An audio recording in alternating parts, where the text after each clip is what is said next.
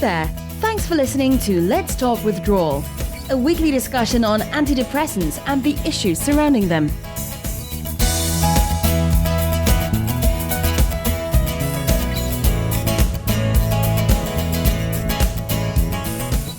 Hello, this is James, and welcome to Let's Talk Withdrawal, a weekly podcast discussing antidepressants and mental health. A little later, I'll be going through some of your feedback. Thanks so much for getting in touch. Please keep your messages coming. I love to hear from you. But first, we have an interview with Gemma. Gemma describes her experiences with antidepressants and benzodiazepines and the particular difficulties that parents of children with special needs encounter when they seek treatment for psychological or emotional distress. Gemma, thank you so much for talking to us today. Can I start by asking you to tell us a little bit about your background and how you came to be involved with psychiatric drugs in the first place? Yes. The reason why I started taking antidepressants in the first place is because I was a mother of 2 young children at the time. My son had received the diagnosis of autism, and he also has some physical special needs to go along with that. But he is one of those unfortunate cases where he had an adverse reaction to several vaccines that he had received. And so it was a very quick decline on his part. And so as a parent of a child with special needs, I was working in crisis mode 24/7, both with his neurologic and physical conditions. Fast forward a little bit. And once we got him stabilized with his health, yet still dealing with the autism, I also had my daughter. And so she was about a little bit over a year old, and I had weaned her and everything. And everything came to a head in the middle of my son's treatment for autism. We were doing a lot of behavioral interventions in the home. We had specialists coming to visit to do therapies with him. And so when I was practicing through some of that, he had a meltdown, and it came to a head where one night I had my own meltdown too. It was after that that I realized that I was not the parent I wanted to be. I was being very reactionary and not pleasant. So I had made the decision that I needed a tool to help smooth out the road, put my head down, and plow through what I needed to do as a mother to my children. So I went to my obstetrician for a regular visit, and I brought up the topic with him, and he was very quick to prescribe an antidepressant. And I know that we talk a lot about SSRIs. This one in particular was a SNRI, so it influenced both serotonin and norepinephrine. So I went on that, and there was the period of adjustment with the drug uploading to my brain. And I had mild side effects from that at the very beginning, but I noticed over time that I became tired. I had this inclination to take a 1 to 2 hour nap every day in the afternoon. Now, mind you, these side effects are insidious because for the longest time, I thought this was a matter of willpower. I could explain away what I was experiencing. Oh, I'm the mother of 2 young children, one of them with special needs. Of course, I'm going to be tired. I did not notice right away that my appetite had changed. I began to crave sugar a lot more. Over the course of 8 years, I had gained at least 35 pounds. Now, mind you, with being, a mother to an infant still, I had not lost all of my baby weight. No. And so it was that 35 pounds on top of what I was at the time. My doctor did not really ask questions that quantified my experience. What he would do is when I was there for a visit, he would ask, "Are things okay?" And I said, "Yeah, I think they are. Are the drugs helping you?" "I think so. I feel calmer as a person. I don't react to every little thing. My threshold is much higher." And so in essence, for the first 2 years, I did notice that it evened out the mood as I had sought it out. When things started coming to a head again and I started being more reactionary again, he added in a benzodiazepine. And that was to be taken as needed. Thank you, Gemma. And certainly fatigue is a commonly reported adverse effect of antidepressants, but often we put it down to poor diet or lack of exercise, not realizing that all the time it's down to the drug. Did you mention the fatigue to your doctor? And if so, did he discount it or did he recognize that it could be down to the antidepressant? No, because I didn't recognize it at the time. I didn't see the connection.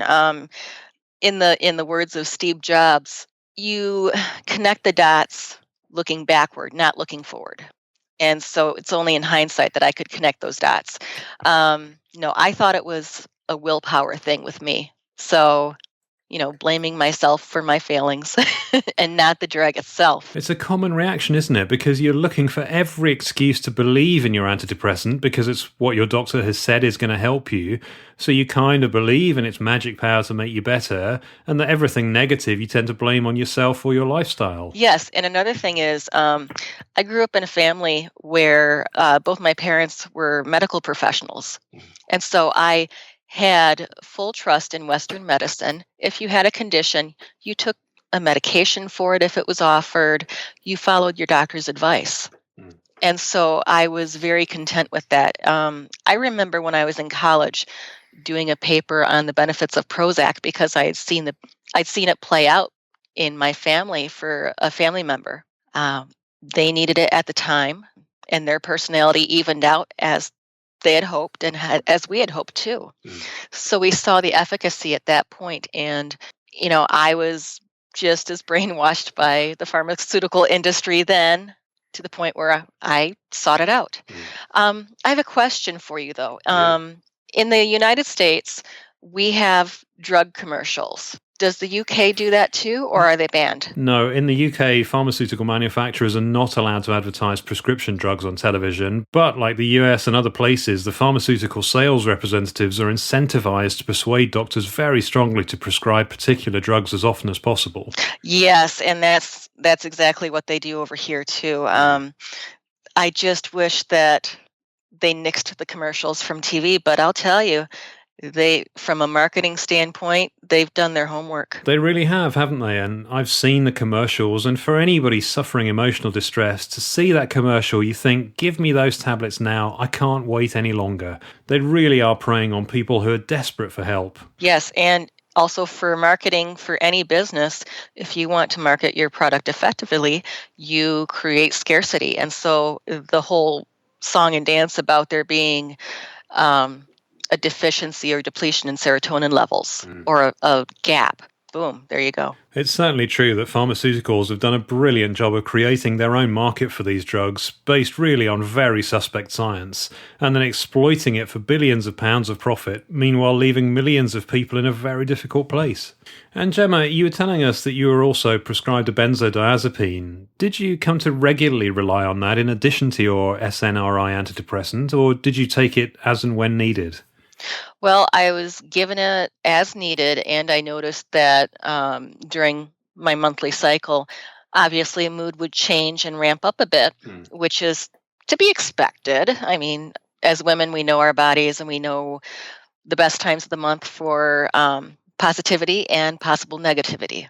So I was not given a full month prescription for that. It was only to be taken maybe up to a week at tops throughout the entire cycle. So, but I did notice as time went on, I became to be more dependent on the drug.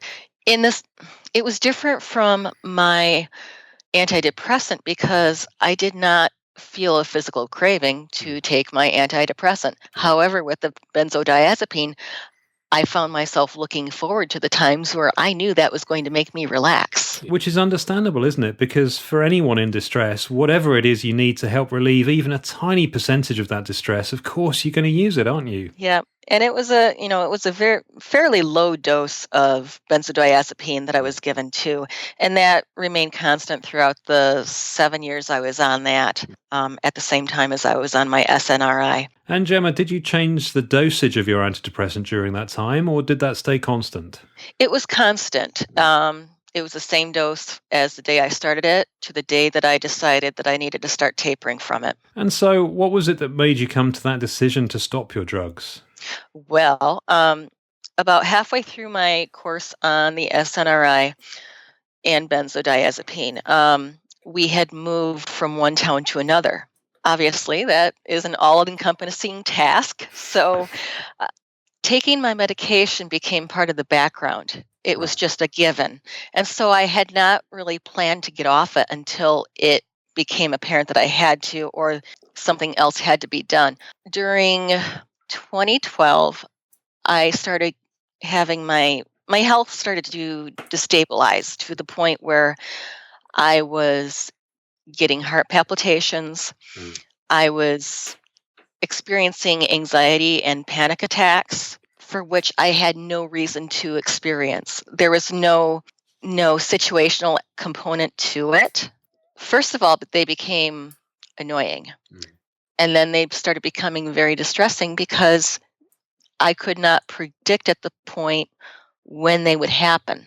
My husband and I came to realize that it was the medications that were causing this. Ironically enough, it was Christmas Day 2013. We looked online because I had another episode of this panic and frightening experience. We looked online and my husband said, if you were anybody else, I'd think you were going through withdrawal symptoms from a drug. That's exactly what we saw. Yeah.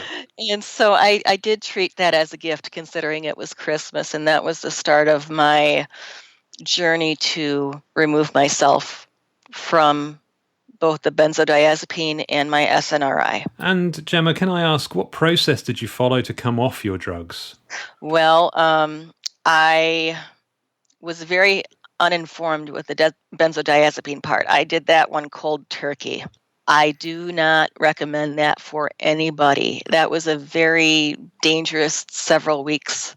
I had about 6 weeks coming off of that, and it was not fun. It was more or less speed dating for the symptoms of coming off of my SNRI. That is a lot of physical and psychological stress to put your body through. It is, and I asked my GP about it at the time, and he was, now mind you, the GP that I saw right after we moved to our current location, he was nearing retirement and paid no heed to the experience or reports of difficulty coming off these medications. I specifically asked him, on these two medications, what have your patients said? I already chose to forego do you have any patients that have experienced this? No, I wanted to know, what did they experience? And he brushes me off. He's like, no, these people get on and off these drugs all the time. You have nothing to worry about. Well, that does not answer my question. No. So when I had stabilized to the point where I was ready to start tapering for my SNRI, I had some vague notion of, yes, this may be a little troubling. I had no idea what I was in for. Right. I did not have the resources at the time to know of any specific plans to come off. I thought that with starting with 60 milligrams for my full dose, I would go down 10 milligrams a month. That was too fast. That is still quite a drop, but as you say, with no guidance, anyone could think that that was a reasonable change to make. No, and I was completely flabbergasted at how much I suffered. This was the hardest thing I have ever had to do. What happened was, when I did follow the month at a time, 10 milligrams down until I got to the 20 milligram point, I had to hold at that dose for an entire summer. So my body could catch up before I could even entertain the thought of, taking out the beads, counting them one by one, and putting them back into my capsule. Because with this particular one, those beads, you have to have the enteric coating. Otherwise, they will damage your GI tract. It took me 9 months to go from 20 milligrams down to 0. And even then, it was not a gradual taper. Like I said, I was off-roading quite a bit when it comes to trying to figure out how do I balance my withdrawal symptoms and still make progress? Well, you're right, because life goes on and you still have to function, and trying to find a rate of decrease that doesn't put you in bed for most of the time, especially for you with two young ones, and particularly one that needs special support, that must have been a huge amount of strain on you. Yes, and I could not imagine going through this process when my children were younger. They were just at a point where they were becoming more independent, and my son's health had stabilized to the point where he is just like any other kid. To the untrained eye, he is typical. And it's only unless you're an expert in childhood development and education that you would denote the differences, really. Yeah. But between him and my daughter, they were both maturing enough where I could also tell them what was going on. That's important, isn't it? Because it's sometimes very easy to leave out the people closest to you who are seeing you suffer over a long period of time and feel bad that they can't help. Yes, and that's the thing. I didn't want my children to make up stories in their head and fill in the blanks as to why I was not doing well. Yeah. I did not want to scare them in that way. And secondly, I thought them knowing what was going on, this is one of those lessons in what it's like to medically advocate for yourself. Yeah. And I thought that was an important lesson for them. Very much so, and I think you were wise to share that with them. And Gemma, during that last 9 months of reduction, was there anything in particular that you really found helped you during that process? Yes. There are a lot of supplements that you can take, vitamins and supplements, that otherwise the process depletes. Magnesium, fish oil, B vitamins, lots of water. I was able to adjust my nutrition so that I was not the sugar monster anymore. Right. Those cravings started going away very quickly, and I also gave up soda. Okay. Carbonated drinks, even the diet ones or caffeine-free ones, they're full of chemicals, and they influence your hormones and digestive process to the point where, that was a game changer when I gave up soda. That's very interesting, and I can certainly see that there's so much chemical assault already going on in your body that the last thing you want to do is add more to it. That's not something that I'd previously considered. Yes, clean eating is probably one of the best advantages that you can give your body. Proper hydration, more than just the eight-ounce glasses of water a day. Try to go for more than that. One thing that surprised me the most is that I realize with the symptoms and everything, it's not one of those things where you can snap out of it, but the power of positivity and using a sense of humor, even to the point of going on YouTube and watching silly videos, that will change your chemistry. And just surrounding yourself and trying to hack your brain with positive thought can take the edge off the symptoms. I'm not saying it'll happen 100% of the time, but in some circumstances, it could be the thing that gets you through the moment. I agree, and I've certainly felt myself that when I've engaged with the symptoms and I've given them attention, they've become unbearable. But when I've become absorbed in other things and distracted myself, while they haven't disappeared, they're not as in control or dominant as they were. Yes, and part of it is trying to find that sweet spot, that little Goldilocks spot where yes, you are distracted enough just to make it through the symptoms. I found that with my work also. I work from home doing my own business, but I've had to turn away a lot of business too, just because of the days where the symptoms were really bad.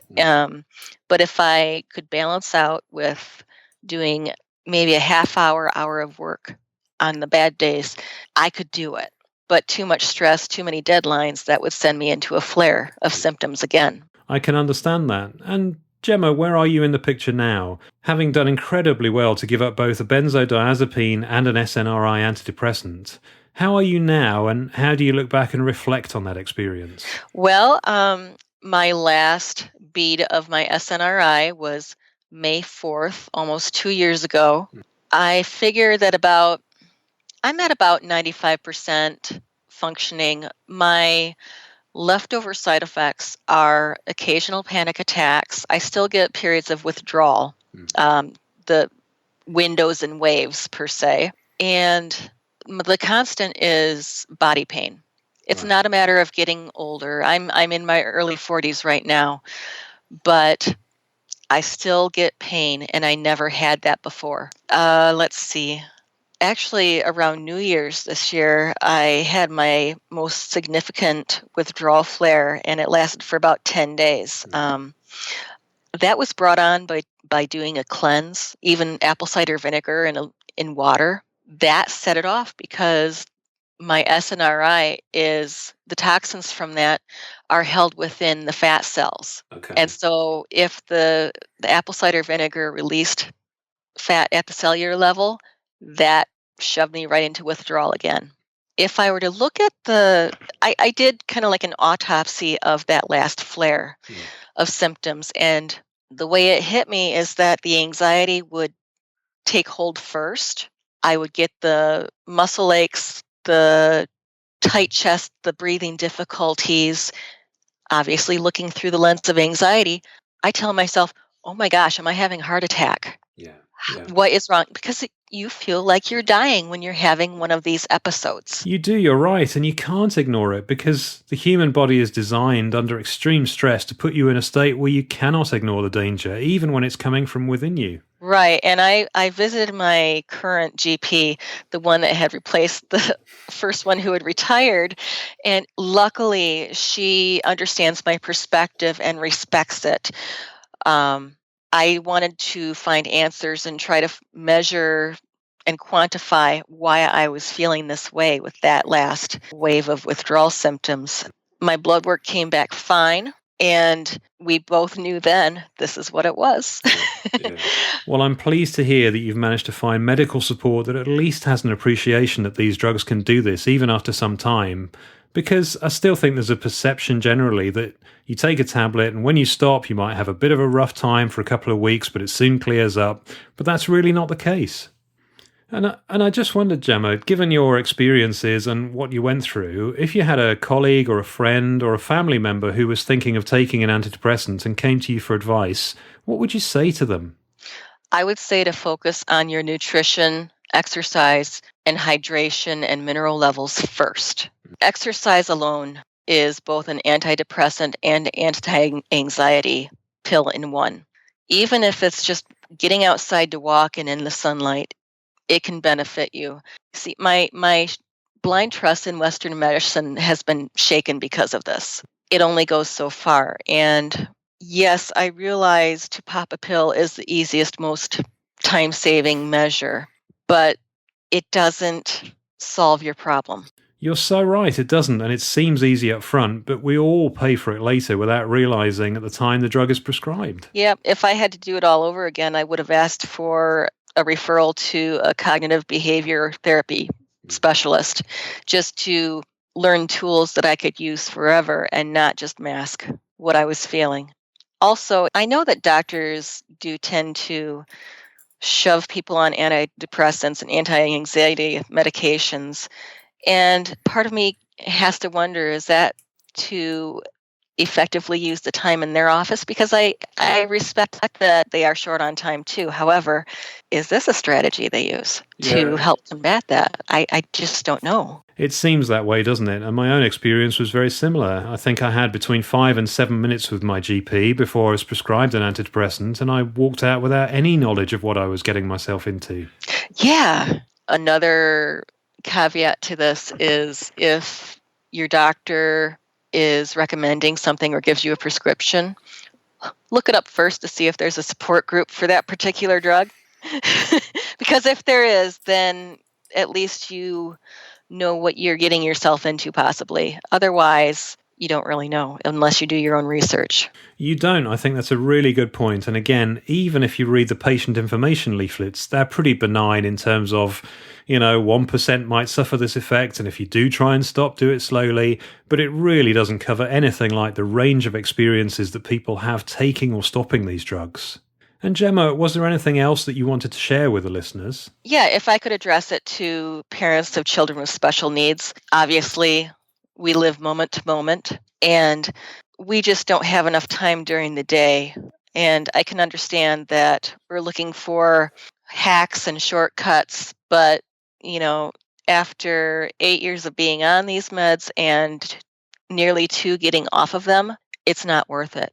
The reason why I shied away from talk therapy is that it's just not possible in some cases to find respite or that type of coverage for your children so you can go to these appointments. And I think that's something that's sorely lacking as a resource for parents if their children are young or their circumstances are such that they cannot get out of the house much. There needs to be a change at the institutional level for medicine that addresses these particular needs with families. That's such an important point to raise, thank you. It must be so difficult to find treatment that isn't medication that, as you say, can fit in with your role and responsibilities as a parent to a child who does need particular support.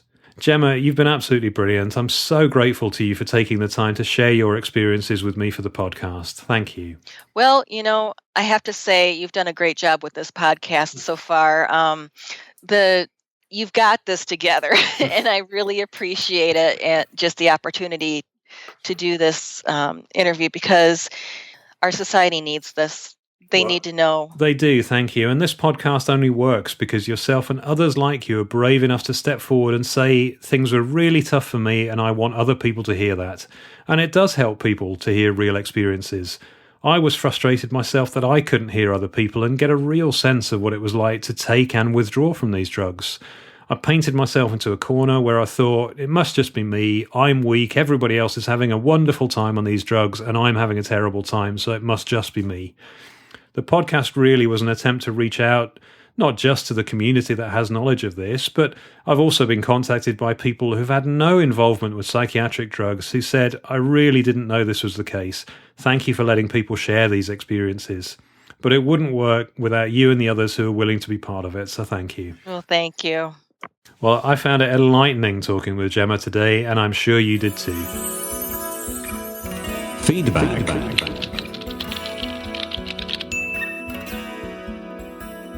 Thank you so much for getting in touch and giving me your feedback and comments, and I just wanted to share some of that feedback with you. Firstly, this is taken from a recent email. In my years of interaction with psychiatry, I started to feel disempowered and dissatisfied with the drug-reliant treatment on offer. It seemed to me to be a non-progressive way to deal with my mental health, and if anything, I felt stuck in a drug limbo of apathy and ill health. Greater patient participation has to be front and center when it comes to treating mental distress, but we need a more honest dialogue between doctor and patient about the potential consequences if they choose to follow the medical route. All too often, patients don't have the information they need to make that informed decision. And also these comments taken from the website survivingantidepressants.org. James, I have loved all of your interviews. You've done a great job of lining up the members of the small group of courageous experts who are willing to speak out against the party line and expose what these drugs are really about and the harms they're causing to so many people. But it's great that you're also including the ordinary folks who share their personal struggles and the horror show they've gone through and the damage, albeit temporary, that's been done to them simply because they wanted to get off the merry-go-round of drugging. I especially enjoyed Megan's recent interview, and I look forward every Tuesday to the next one. It is to me so good to hear people stating out loud the unspeakable truth that our entire mental health and psychiatry system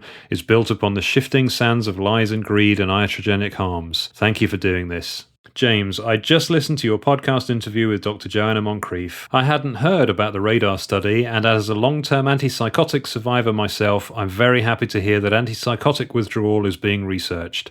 I think this kind of research holds great benefits not only for folks on antipsychotics but also for antidepressant and benzo survivors, for the simple reason that if antipsychotics aren't needed for the most serious of mental distress, are drugs really needed for other forms of mental distress? Also, since antipsychotics are often used as an adjunct to depression treatment for what is now labelled treatment-resistant depression and bipolar depression, this research will hopefully open the doors for research into antidepressants. It wouldn't surprise me to find out that many of the people on antipsychotics in this study were first put on an antidepressant that sparked a psychotic or manic episode. Since the RADAR study is being funded by the UK government's National Institute for Health Research, it's clear that more and more researchers and doctors are becoming aware that something has gone terribly wrong with these drugs. I have gained more information about these drugs from pharmacists than doctors. My last pharmacist had a very emotional reaction when I told her I was off all of my drugs, and she told me about her own experience with Xanax, which she was prescribed for several months after having surgery. history. She said way too many people are on these drugs and the withdrawal can be nothing short of horrific. Well, thank you so much for sharing those comments with me and for all of your feedback and your support too. There are medical professionals out there who understand the risks associated with the drugs, and more are coming forward and being willing to talk. It's clear that we need a radical rethink in our approach to mental health. The drug-based model of care is deeply flawed and harms more than it helps. Thank you to all of you for helping me to get that message out. And also just to say, if you're struggling yourself with withdrawal, you can visit my website jfmoore.co.uk, where there are links to information that you may find useful. Please do not increase, decrease or stop your psychoactive prescription medication without the advice and support of a medical or mental health professional. Thank you so much for listening. Please come back next week for another episode. Until next time, take care.